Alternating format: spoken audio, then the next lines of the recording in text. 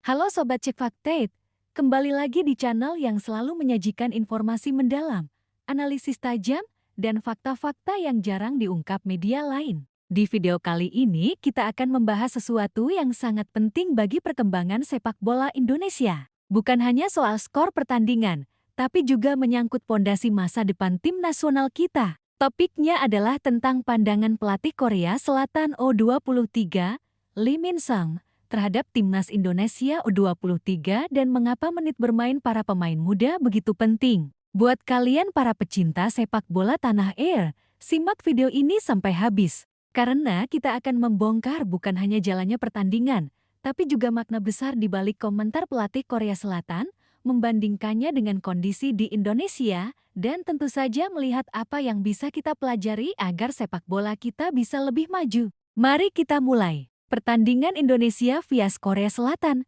sebuah ujian berat.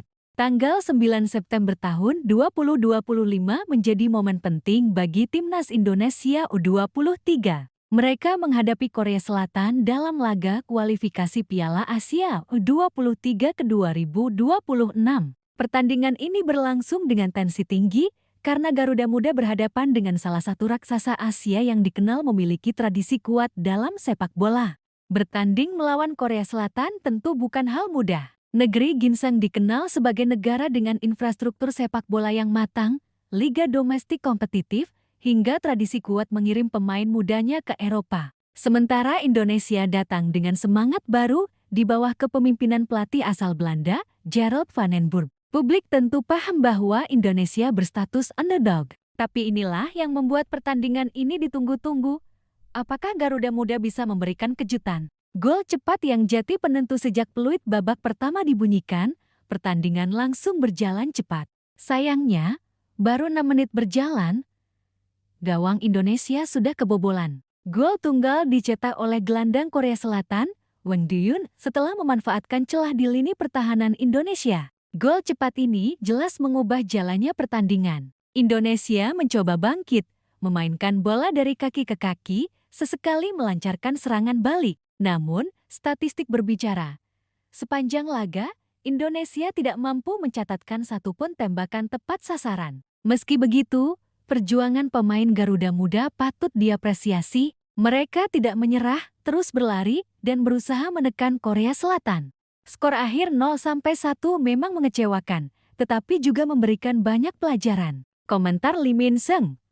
Pujian untuk Indonesia setelah pertandingan, tentu banyak yang menunggu komentar dari pelatih Korea Selatan U23, Lee Min-sang. Menariknya, ia tidak meremehkan Indonesia. Justru ia memberikan pujian. Tentang timnas Indonesia, saya pikir mereka tengah berkembang dengan bagus. Mereka punya pelatih baru yang bagus dan banyak pemain berbakat dengan skill individu teknis tinggi, ujar Lee Min-sang. Ucapan ini menunjukkan pengakuan dari seorang pelatih yang berasal dari salah satu negara sepak bola terkuat di Asia. Artinya, kerja keras Indonesia mulai terlihat meskipun hasil di lapangan belum sesuai harapan. Namun, Lee Min-sang juga mengingatkan bahwa pelatih baru butuh waktu untuk menanamkan sistem bermainnya. Menurutnya, Gerald van den Burg masih berada di fase awal membentuk tim dan itu wajar jika hasilnya belum maksimal. Pentingnya adaptasi pelatih baru kita tahu, Van den Burg bukan sosok sembarangan. Ia adalah mantan pemain timnas Belanda, pernah bermain di Ajax, PSV, hingga Barcelona. Rekam jejaknya di dunia sepak bola Eropa jelas mentereng. Namun, menjadi pelatih tim nasional muda seperti Indonesia bukan pekerjaan instan. Adaptasi taktik, komunikasi dengan pemain, hingga memahami kultur sepak bola Indonesia tentu membutuhkan waktu. Lee Min-sang paham betul hal ini, makanya ia menekankan bahwa kita tidak boleh buru-buru menghakimi, tapi memberi ruang bagi pelatih dan tim untuk berkembang. Menit bermain, rahasia kekuatan Korea Selatan. Nah, disinilah masuk ke poin paling penting dari komentar Lee Min-sang. Menurutnya, salah satu faktor kunci keberhasilan Korea Selatan adalah menit bermain pemain muda. Mari kita lihat contohnya. Lee Hyun yang Suwon FC 22 pertandingan, 1.449 menit bermain di K-League. Lee Sung-won Kim Cheon-sangmu, kapten 27 laga, 1.491 menit, 1 gol dan 6 assist. Han Hyun-seo Pohang Steelers 17 laga, 1.334 menit. Wang Duyun FC Seoul pencetak gol lawan Indonesia 25 laga, 1.787 menit dengan kontribusi 1 gol dan 4 assist. Kim Ji-soo Kaiserslautern, Jerman 265 menit dari 4 laga awal musim di kedua Bundesliga. Pemain muda yang dipinjam dari Brentford, klub Premier League. Data ini jelas menunjukkan bahwa pemain muda Korsel benar-benar mendapat kesempatan bermain rutin di level kompetitif. Bukan hanya di latihan, tapi di Liga Utama. Inilah yang membuat mereka matang lebih cepat. Lim Min-sung mengatakan, pemain-pemain perlu bermain di liga mereka untuk berkembang secara individu. Sungguh bagus melihat banyak pemain kami mendapat waktu di K-League. Oleh karena itu, kami bisa menunjukkan performa bagus. Kondisi di Indonesia. Masih jadi PR besar bagaimana dengan Indonesia? Inilah titik perbedaan besar. Banyak pemain muda Indonesia di Liga 1 yang masih jarang diberi kesempatan tampil penuh.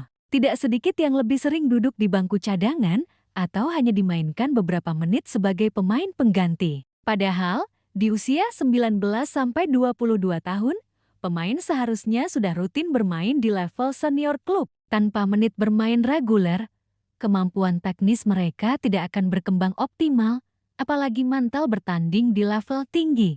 Inilah yang membuat Indonesia sering kalah pengalaman ketika bertemu dengan tim-tim Asia Timur seperti Korea Selatan atau Jepang. Talenta ada, tapi jam terbang kurang. Implikasi untuk masa depan komentar Lim Min-sung ini bisa kita jadikan cermin. Jika Indonesia ingin sejajar dengan Korea Selatan, maka masalah menit bermain harus segera diatasi. Klub-klub perlu berani memberi kepercayaan lebih kepada pemain muda.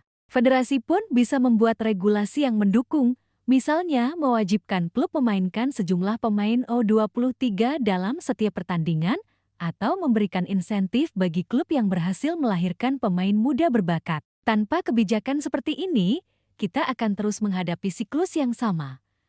Pemain muda berbakat muncul, tapi hilang begitu saja karena kurang jam terbang. Sepak bola modern.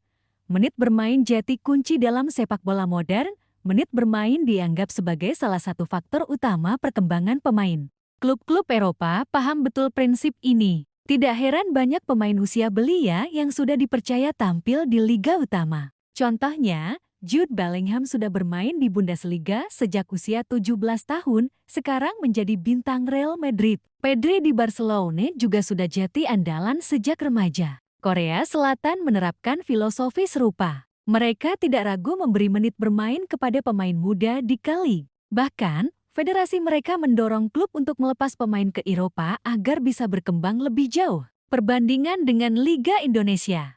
Di Indonesia, situasinya berbeda. Liga 1 masih cenderung mengandalkan pemain senior dan asing. Klub lebih fokus pada hasil instan daripada membangun pemain muda. Akibatnya, banyak talenta muda kita yang mandek, hanya jadi pemain pelapis. Beberapa pemain memang mendapat kesempatan, tapi jumlahnya masih sangat sedikit dibandingkan kebutuhan timnas. Padahal, jika pemain U23 rutin bermain, kualitas timnas di semua level otomatis akan meningkat. Refleksi untuk Indonesia, apa yang bisa kita pelajari dari komentar Lim Min-sung? Pertama, kita harus sabar dengan proses di timnas U23. Vandenberg butuh waktu, dan para pemain butuh pengalaman. Kedua, kita harus menuntut klub-klub Liga 1 agar lebih memberi menit bermain untuk pemain muda. Tanpa itu, sulit bagi Indonesia untuk bersaing dengan negara-negara Asia Timur yang sudah punya sistem lebih maju. Ketiga, federasi harus berperan aktif. Regulasi, kompetisi usia muda, hingga program pengiriman pemain ke luar negeri harus diperkuat. Harapan untuk masa depan Garuda Muda meski kalah 0-1 dari Korea Selatan, Garuda Muda sudah menunjukkan semangat juang tinggi. Itu pertanda baik. Jika dikombinasikan dengan menit bermain yang cukup di klub, bukan mustahil generasi ini akan lebih matang di tahun-tahun mendatang. Indonesia punya banyak pemain berbakat, tinggal bagaimana kita memaksimalkan potensinya. Jika sistem dibenahi, jangan kaget kalau dalam 5-10 tahun ke depan, kita bisa bersaing lebih dekat dengan Korea Selatan, Jepang, atau bahkan Australia di level Asia. Sobat Cek Fakta It, Pertandingan Indonesia U23 melawan Korea Selatan memang berakhir dengan kekalahan tipis 0-1. Namun, lebih dari sekadar skor, kita mendapatkan pelajaran berharga dari komentar pelatih Korsel, Lee Min Sang. Ia memuji talenta Indonesia, tapi juga mengingatkan, menit bermain adalah kunci. Tanpa jam terbang rutin di liga, talenta sehebat apapun tidak akan bisa berkembang maksimal. Jadi, sekarang tergantung kita semua, federasi, klub, pelatih, bahkan supporter. Apakah kita siap mendorong perubahan agar pemain muda Indonesia mendapat kesempatan lebih banyak? Jika iya, masa depan sepak bola kita bisa lebih cerah. Terima kasih sudah menonton video ini. Jangan lupa untuk like, share, dan subscribe channel Cekak Tait agar kalian tidak ketinggalan analisis-analisis mendalam seputar dunia olahraga dan isu terkini lainnya. Sampai jumpa di video berikutnya.